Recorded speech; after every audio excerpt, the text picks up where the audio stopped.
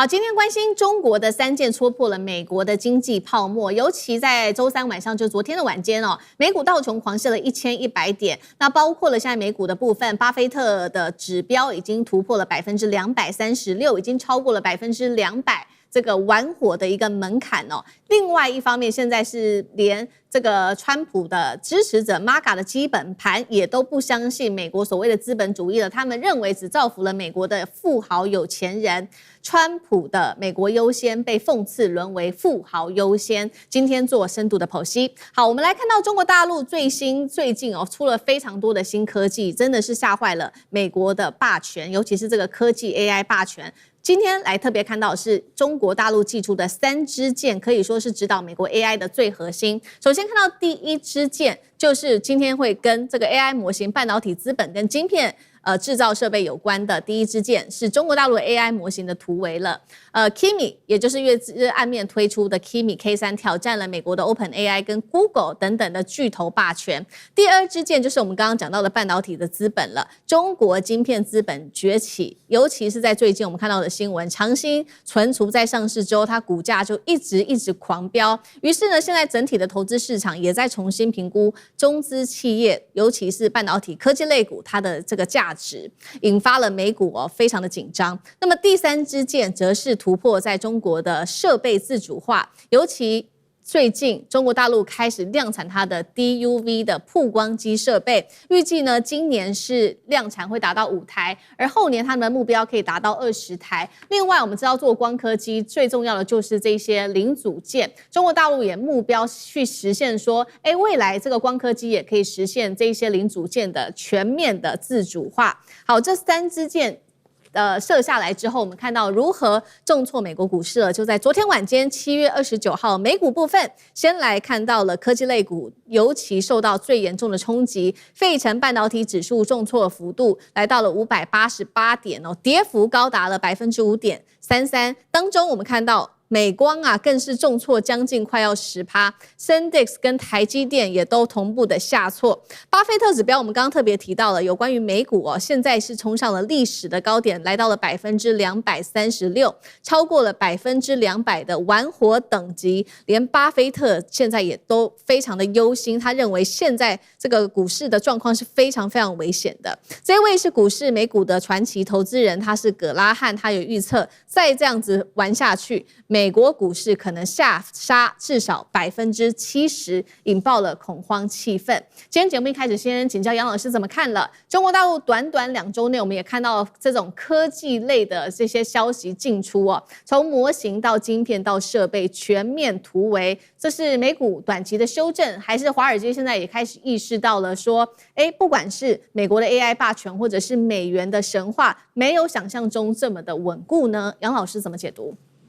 我覺得剛開始的時候是短期的修正，獲利了結，然後呢移轉到其他的板塊以及領域去，在資金層面。那同時這個時間呢，大概從美國在5、6月的時候，陸陸續續到了6月底的時候，有一波這個引起就是相關 AI 投資的這些投資客關注到了一個大的問題，美國自己內部的，那也就是數據中心的整個這個推動然後呢整個撞牆，因為它在各個州現在將近有42個州的一個聯盟反對這些美國的數據中心，就是 AI 資料中心在美國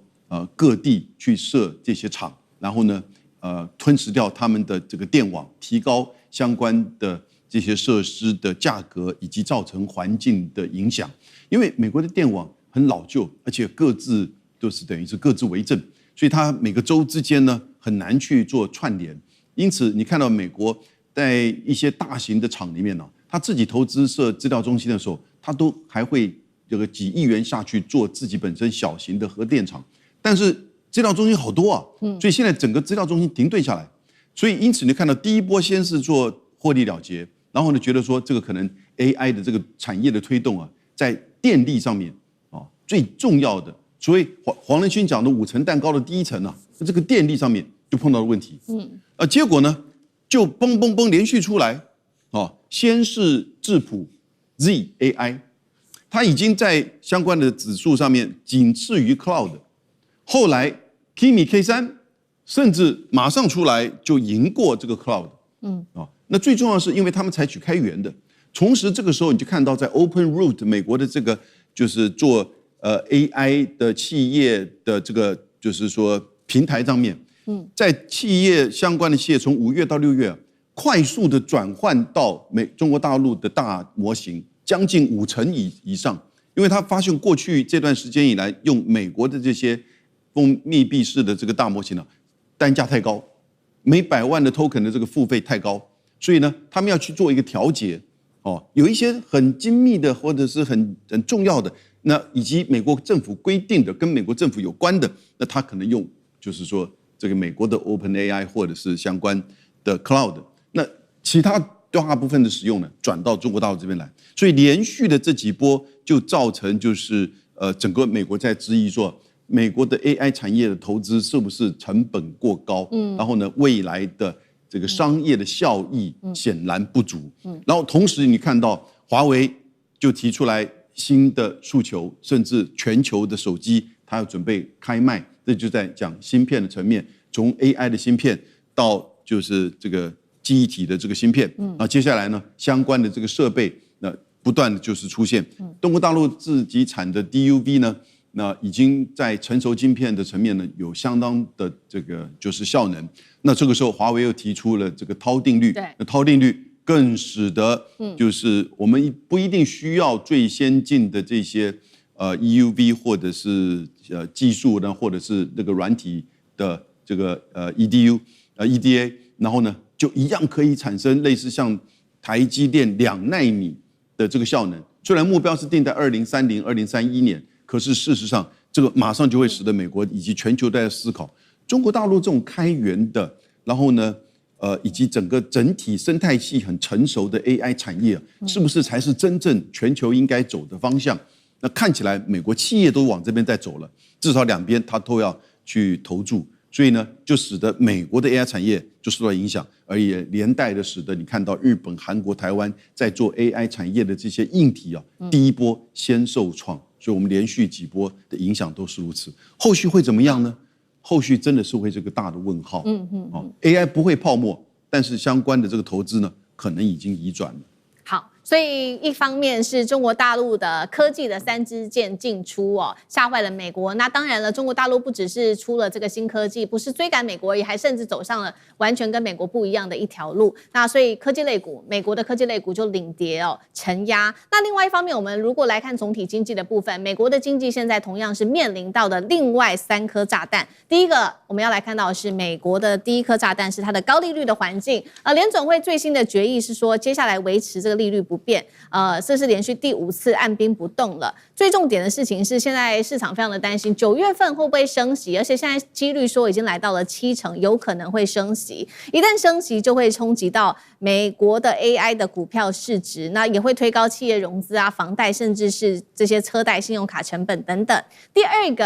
未爆彈就是關稅跟戰爭推高的能源危機，布蘭特原油重新站上了每桶$90。另一方面，我們來看到美國的煉油設備現在是產能全開，甚至已經開到96%了，但是它的戰備的這個石油儲備只剩下3億桶，這個是什麼意思呢？其實這個數字創下了40年來最低的一個數字。另外，消費面，美國民眾現在生活壓力非常大，37%的美國選民因為食物跟汽油的漲價，他們更頻繁的使用信用卡，不管是不是刷這些很大型的東西是刷來買麵包，甚至是借錢加油等等。最後是經濟結構，第3顆未爆彈。經濟結構的失衡，現在最新的消息是，美國私部門對經濟成長的貢獻在放緩，而公部門的支出反而比較多。這個背後代表的意思是，過去其實公部門只要支出大於私部門的話，通常都是在美國的經濟面臨金融危機的時候才會發生的。沒有想到就在此刻，現在也面臨了同樣的狀況。美國經濟會不會陷入危機？賴老師怎麼看？我覺得當然有可能，這個最主要的還是要看美國政府有沒有能力來去面對於他現在所處的困境，但是很明顯的，特朗普的團隊，就川普的整個團隊，他們沒有能力來應對他們現在美國經濟所面臨的一些狀況啊。第一個，您提到有關於這個關稅的問題，我們都知道關稅一定是進口商還有這個零售商跟消費者他們來吸收，而不是出口商來吸收。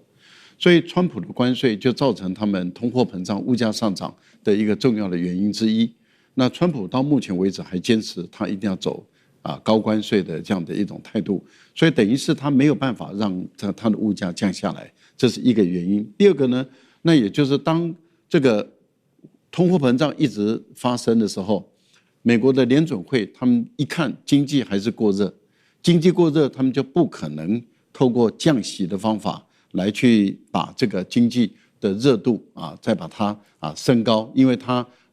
經濟過熱一定要升息，升息才會把資金往銀行裡面流，那市場上的資金少，那經濟才有辦法冷卻下來，所以聯準會就不可能降息了。聯準會只要不降息，你政府所欠債的利率就很高，就高居不下。美國政府現在最大的一個問題就在於它的利息支付度太高了，它利息太高，因為債務龐大，所以它一定要聯準會降息，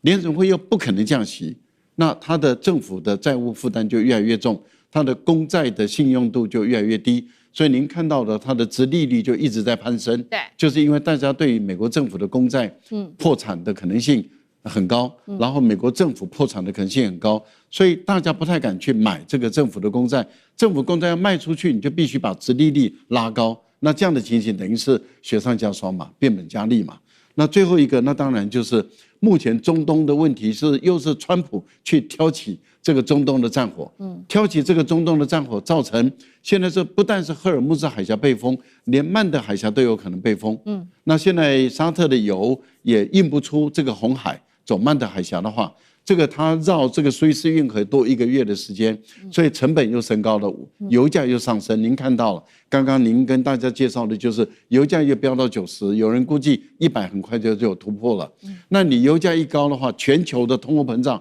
又上來了，那你怎麼可能對美國來講，物價怎麼可能抑制得下去？抑制不下去就一直出現這種通貨膨脹。可是如果說你美國的經濟成長還是很高，那還沒有關係。可是偏偏就是你的科技業產業裡面，你面對一個強大的競爭對手，它出現了，對，它叫中國。那過去你美國沒有龐大的競爭對手，你政府無能都可以，企業界自己有辦法。對，七姐妹就支配了美國多少的稅收啊？它貢獻美國多少稅收啊？它可以養得起美國政府啊，沒有問題啊，一點困難都沒有。可是現在這七姐妹自身難保啊，她的奶酪都被凍了。那他的奶酪都被凍了，這七姐妹賺不到錢了，她的股票市值一直在往下降，她的盈利一直在往下縮，她本身能夠貢獻給政府的稅收越來越少的情形下，你美國政府你能怎麼辦？所以這種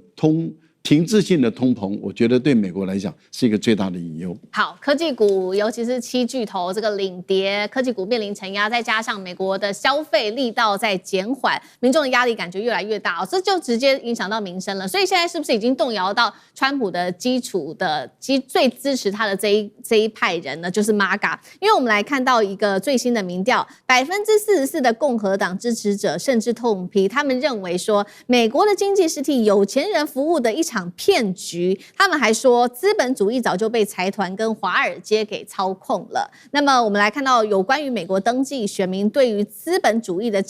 負面看法，從7年前的27%，一口氣現在已經飆高到46%了。川普一直在提這個資本主義啊，以這個為榮，但是現在變成是 MAGA 派最不支持，他認為說這根本就只有利於富人。酈將軍怎麼看？我們看到這個美國的選民居然因為美國本身就是可以說是一個自由主義的一個國家但是很壓抑的是，美國的選民居然對於資本主義現在負面的看法是增加的，甚至於連共和黨自己本身都認為說是美國經濟是在替有錢人服務，這代表什麼呢？代表美國的這種在貧窮線以下的人數越來越多了因為制度的這種不公平，讓貧窮線以下的人很難再翻身。首先我們要了解什麼叫做資本主義。資本主義事實上它是屬於一種私有的一種財產的制度，然後它講究的是用自由競爭的方式來追求最高的利潤。那在這種制度下，如果說你沒有將它管制好，或沒有相關的法令做好相關的規範，就會形成一種什麼現象呢？就是這個路有凍死骨，這個就變成有錢人會越有錢，但是基層的民眾他就變成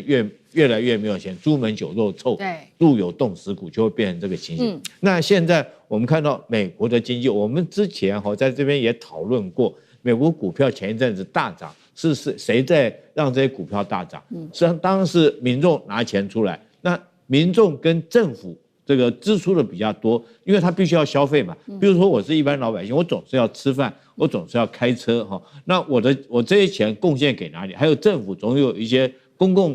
共的項目建設要支出，這些項目最後都流入，這些錢最後都流入到股票。那股票最後都是到誰的手中呢？事實上，美國真的擁有股票的人可能不到全民的這個1%而已，所以只有1%的人，但是他卻掌握了美國所有90%的財富。那當然，美國這些